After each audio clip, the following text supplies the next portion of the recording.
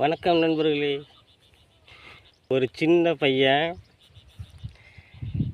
என் தாய்மொழியில் தமிழில் விஜய் தப்பு பண்ணிட்டாரு, எனக்கு கோபமாக இருக்குது, ஆத்திரமாக இருக்குது, நான் கேட்காம இப்படி இருப்பேன், கேட்குவேன் தமிழன்னு சொல்கிறாப்புல. நல்ல விஷயந்தான், இங்கே எல்லா தமிழர்களும் கேட்க வேண்டிய விஷயந்தான். ஆனால் பிறந்ததுலேருந்து எந்த தப்புமே பண்ணாமல் வளர்ந்துட்டாப்புல இந்த தம்பின்னு எனக்கு தெரியலை. ஸ்கூலில் ஒரு பிள்ளைய திட்டினது இல்லையா, அடித்தது இல்லையா, எதுவும் செஞ்சது இல்லையான்னு தெரியலை. இவ்வளோ நல்ல பிள்ளையாக வளர்ந்துட்டாப்லையான்னு தெரியல.